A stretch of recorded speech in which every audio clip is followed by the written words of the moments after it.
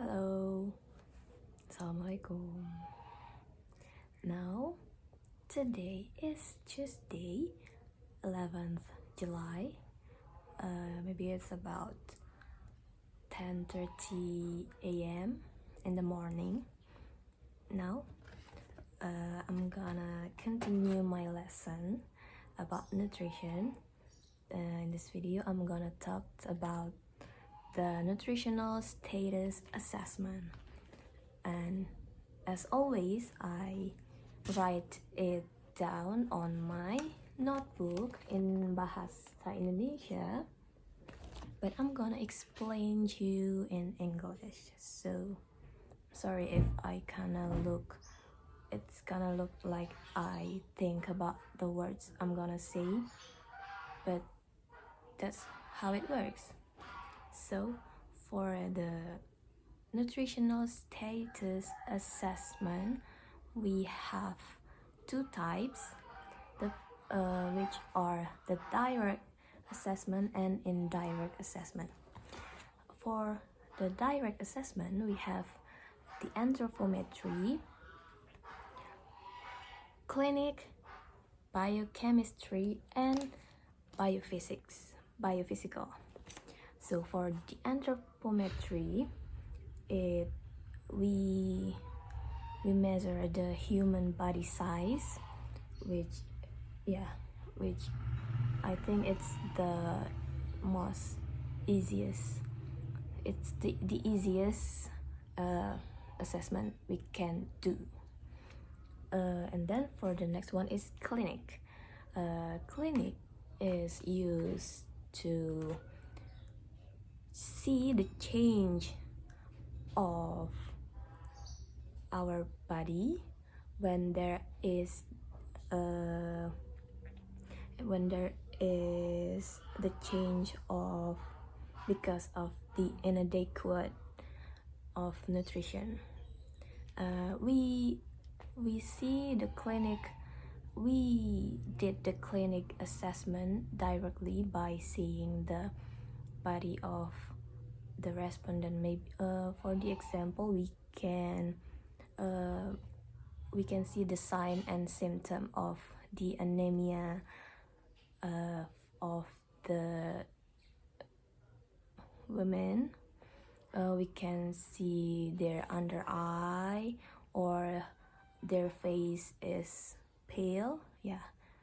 That is what we call clinic. We see the physical appearance, okay?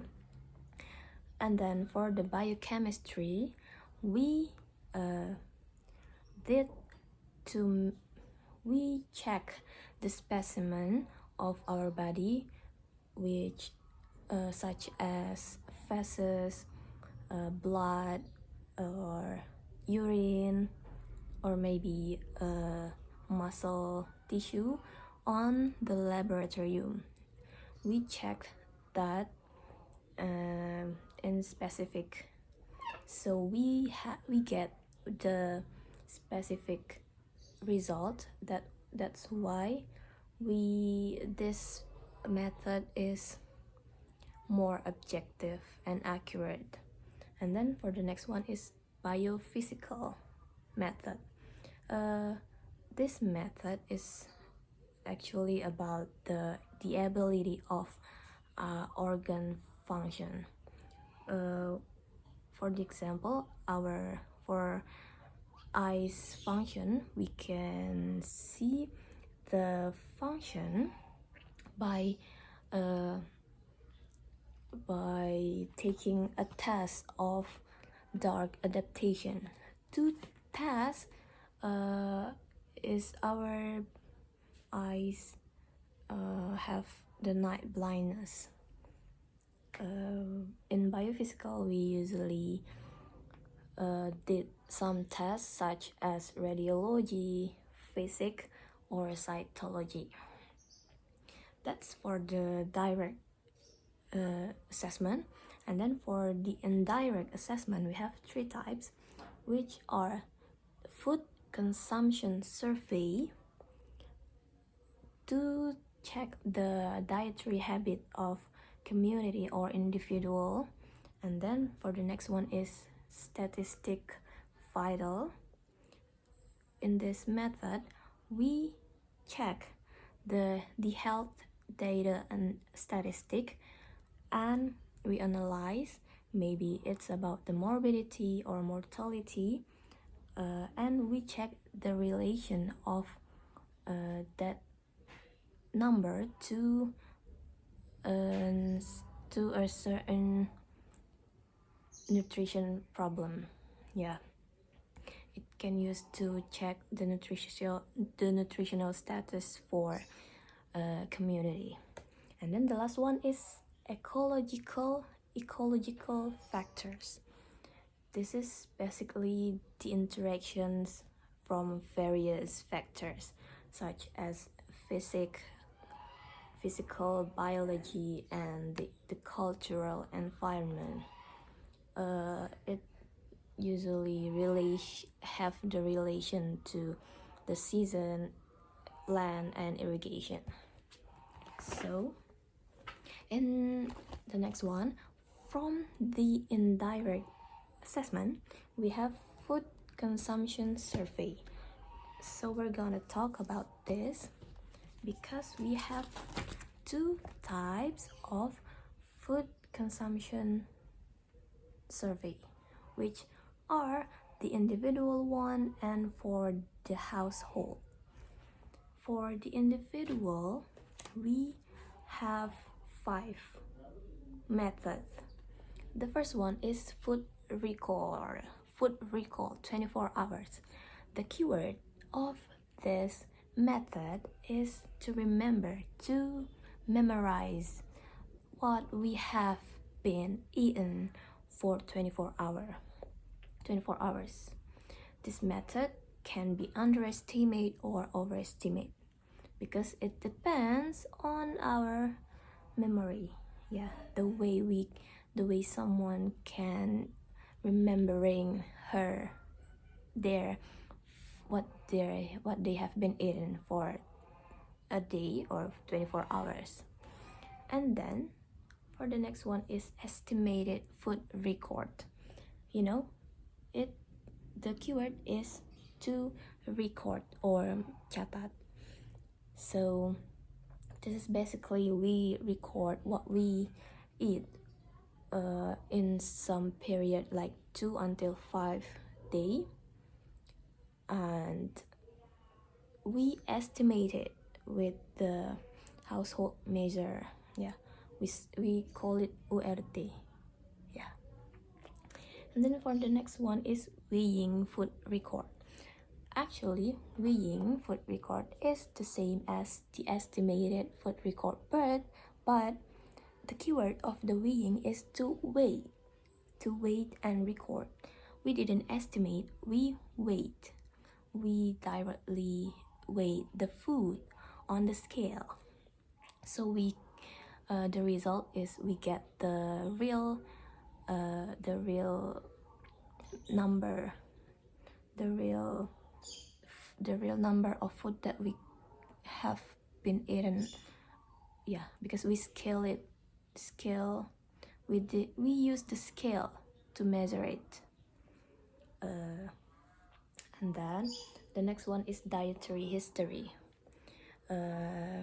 We use this method to describe the dietary habit in a long term. Maybe it's about a week, a month, or a year, and it has a complicated method because we have to do 3 steps, which are to interview, which is we recall the respondent for 24 hours, and then we did the food frequency question. We use that FFQ questionnaire to respondent, and then we record the consumption of 2 until 3 days to recheck the consumption. This method can be used in the clinic, the nutrition clinic, to help to help overcome the health issue that have the relation with diet. It's not, yeah. And then the last one for individual method is FFQ, or food frequency questionnaire.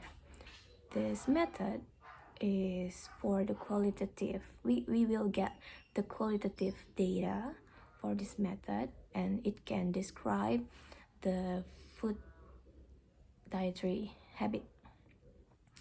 But if we want to get the quantitative data of this method, we can use the development of this method, which is semi-quantitative food frequency questionnaire. And we can also know the intake of nutrition per day. Before we did this method, we usually did the preliminary survey to know what is the food that usually used in some region.